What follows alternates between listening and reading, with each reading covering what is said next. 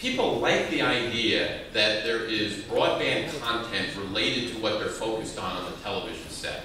But the fact that it's there doesn't make it usable. The fact that it's there doesn't make it easy.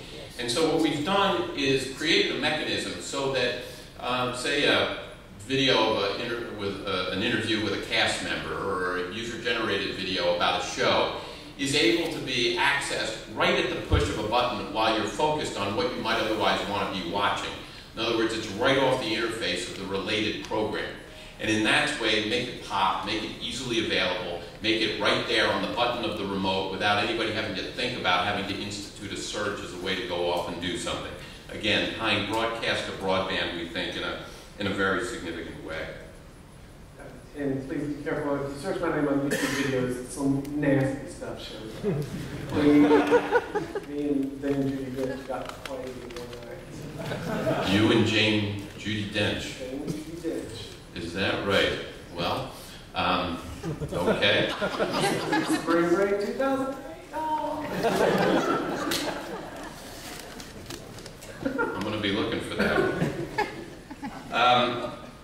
So that is really the essence of the user interface. All different kinds of ways, some of which we've explored here, to discover and to browse and find and to search, and doing it through natural connective tissue, doing it through collections, doing it in ways that are quite intuitive, but to date haven't been available for users as a way to guide them through what has now become infinite choice.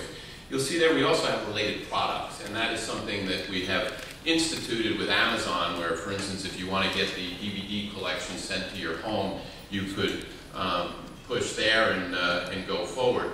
Over time, that could be all kinds of things, related coffee mugs and t-shirts, as well as all kinds of transactional and ad solutions, which will be something that we talk more about down the road as it relates to this whole interface. We haven't talked much about music, and music is no small part of the overall breadth of what we bring forward here. We provide Rhapsody and about 5 million songs fully integrated to TiVo to be able to run through your television set. Live 365, which is internet radio, music choice, endless numbers of music videos. We have the ability to take your music collection from your PC and bring it to your television set. And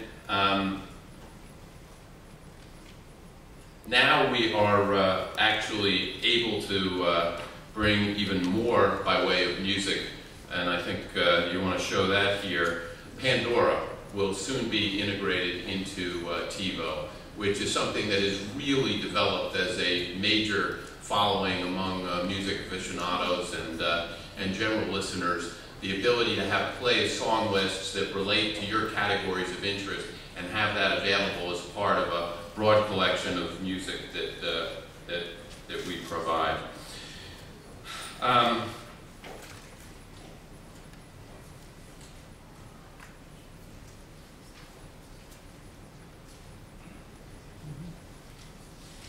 me talk 1 minute about technology, now that you've had a sense of what's in the user experience. And that is something that we think is very important, and that is the availability of a whole new way to think about the set-top box, given that it is going to be built on an Adobe Flash platform. That, in and of itself, may not sound like a lot. What it means, though, is down the road, we will be able to have all kinds of third-party applications, all kinds of user-generated applications, which have never been able to be part of the television set-top box world, actually be ported to a set-top box. That is something which we think will be critically important to making use of what is now a very active developer community that has no way really to interact with a set-top. And with that, we think all kinds of features, all kinds of recommendation engines, all kinds of search approaches that we may not even introduce will be able to be ported to the set-top, among many other ways of thinking about the world. Now, we go back to the rings, and our 5 rings. And really what we've done here is brought together the DVR, the cable box, a movie box, a web box, and a music box into one box with one user interface that integrates everything, one way to search for everything, one way to have a one-stop shop mechanism for all content, effectively all coming through one remote. And we really think what we have done is create the one-box solution that makes everything quite easy, quite simple, quite intuitive, quite natural for the couch potato to think about this, again, as entertaining as watching television programs themselves. This is so awesome. This is so great. This is so great. But now, if only I could find a compact peanut-shaped remote that would give me easier, more reliable experience, especially utilizing text entry. It can have easy plug-and-play installation, extended range utilizing Bluetooth, backlit, programmable buttons. That would be a must-have accessory, sir. Am I asking too much? You have stunned me. But Jack, I am pleased to say that we do have an answer to your dreams here.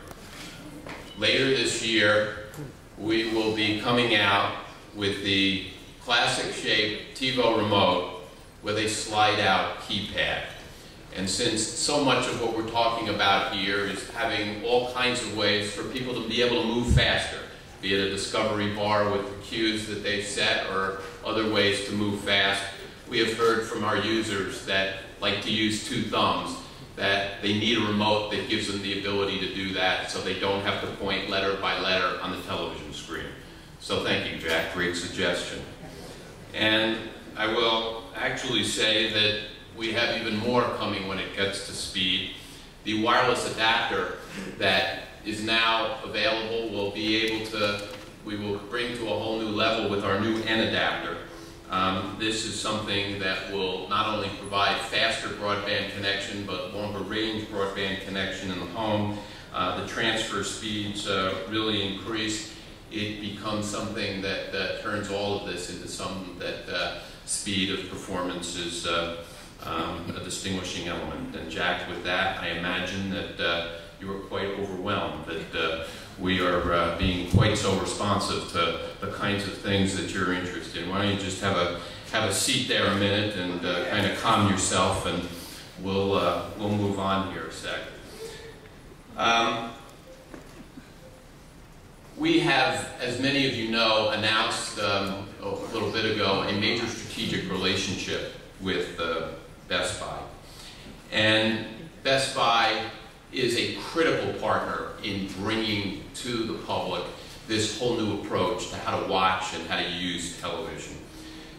There are a couple of key strategic thrusts that Best Buy has been very focused on, one of which is, of course, that people go in and buy $2,000 and $3,000 HD television sets, and through cable, through satellite, there's no ability to get the most out of those sets. And Best Buy, to respond to the fact that in many cases, that's the biggest expenditure other than an automobile that people are going to make in their home, that Best Buy is very focused in giving people the ability to get the most out of their set. TiVo Premiere is there to do it. And beyond that, they have another strategic need, which is the relationship with customers tends to end at the cash register. Yet, Best Buy is all about helping people build out digital entertainment in the home and continuing to have a dialogue to be able to do that. And the interface that we have is a key way that Best Buy sees being able to do it. I'm really pleased to be able to read something quickly that Mike Vitelli, the president of Best Buy Americas, gave to me. He unfortunately had a long scheduled management offsite that was scheduled this week, that there was no way he could find his way to New York. But they very much wanted to weigh in here, and let me just give you a quick sense of their thinking.